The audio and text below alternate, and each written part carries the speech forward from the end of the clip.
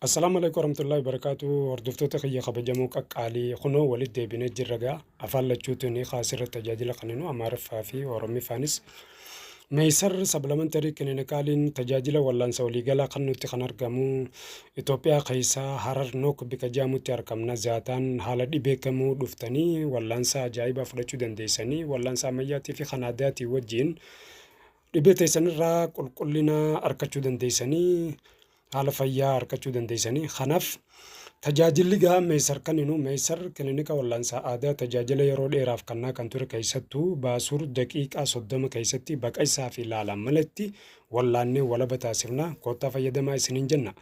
Tajaajilli nuti kanninu baasuur kentaaroot dhibee asmii dhibee saayinasii dhibee gogaa mara gadaame isaa laamshawuu rakkina kalee coobxoo gaggabdoo ilmoo dhabuu goflaa kaansarii gaastirik maraatuu dhibee tiruu hadhooytuu kalladoo kana malees dhukkuboota hedduuf tajaajila wallaansa qulqulliin kennuu irratti kan argamu teessoon keenya Harar Nook gubbaatti argamna kottaa fayyadamaa isiniin jenna.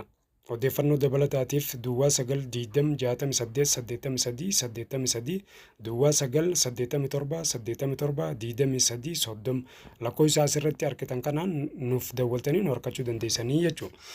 Amma karaa Amaarኛቲ ሜይሰር ትራዲሽናል ሜዲሲን ሴንተር ለረጅም ጊዜ የሕክምና አገልግሎት ሲሰጥ የነበረው ሲሆን በተለይ የኪንታሮት በሽታ በ30 ደቂቃ ውስጥ ያለ ስቃይ ያለ ህመም የሌለ ከበሽታው ነፃ እናደርጋለን። የምንሰጠን አገልግሎት የኪንታሮት በሽታ፣ የምጥል በሽታ፣ የሳይነስ እና አስሚ በሽታ፣ የነርቭ በሽታ፣ ለነቀርሳ በሽታ፣ የሆድ ድርቀት፣ የቆዳ በሽታ፣ የብርድ በሽታ፣ የጨጓራ ህመም፣ የደም ግፊት፣ የልብ ህመም፣ የጉበት በሽታ፣ የአእምሮ ችግር፣ የወሲብ ድክመት፣ የማፀን ችግር፣ አባላዘር በሽታ፣ የኩላሊት ችግር እንዲሁም ሌሎችም በርካታ በሽታዎች ጥራት ያለው ህክምና አገልግሎት እንሰጣለን። አድራሻችን ሀረር ኖክ ይገኛለን። ለበለጠ መረጃ 0920 68 83 83 0987 87 23 30 እዚህ ስልክ ላይ ያለውትን ደውሎ ማግኘት ትችላላችሁ። ችግር የለም። የፈለገ ችግር የፈለገ በሽታ የፈለገ ሀሳብና አስተያየት ጥያቄ ማስጠት ትችላላችሁ። ችግር የለም። ሜሴጅም በመደወልም በቀጥታ ለመደወልም ሁሉም ታገኛላችሁ። ከሜሰር ጋር ይሁን የሜሰር ቤተሰቦች እንሆናለን።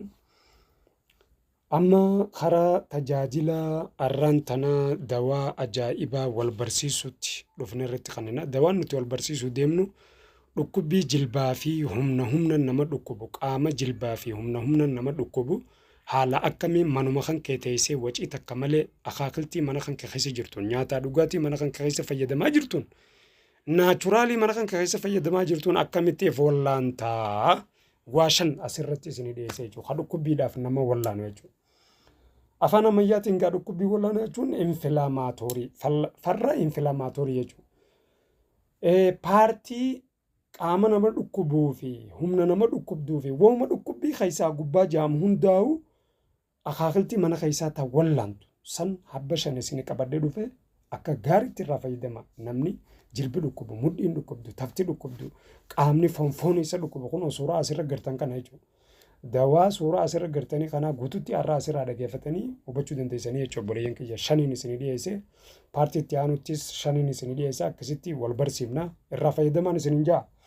Kanaaf meeshaa sabramantanii kiliinikaaliin gaa tajaajila wallaansa idilee zaataan kan nuti Harar kan argamu afaan lachuutiin Amaariffaa fi afaan Oromootiinis kan nurra kan argamu. Itti aansee yeroo boqonnaa isaa immoo onlaayina gubbaarratti mana isaanii ta'anii namni onlaayina fayyadamu akka fayyadamuuf kan dawaa barsiisuu irratti argamu. Nu hordofaa isin jenna. Laayik sheer godhaa gaaffii fi yaada qabdan nu gaafadhaa haala dhibee kamirraa isin jenna. Kanaaf gaa dawaan isin dhiyeessu baabunaj kana mooraa nama hundaatti guddifamu jira takka baabunaj takka ji baabunaj kana baala isaa arkitee baala isaa cafaytee shaayii wajji bishaan kubbaayee takkaa wajji danfistee baala isaa sadii murtee cafaytee bishaan kubbaayee takkaa wajji danfistee yoo dhugdees dhukkubbii haay sirraa dhaabaa jechuudha. Inni lammaffaa zeeta zeeta baabunaj zeeta baabunaj በፋርማሲ ወላንሳ አዳ ዳይጠኒ ፋርማሲ አዳራ ዮደ ቢተተኒ zeeta baabunaj sukkumatani dhukkubii kamuufu isin fayyisa. Inni lammaffaa dawaan lammaffaa karkam. Karkam hajaamu kun kan bareedumminaaf dubartiin dibartu sanii jechuudha. Karkam kana fuutee yoonii fi bishaan wajji danfistee bishaan san jalaa mirtee yoo dhuydes sirraa dhaabaa jechuudha.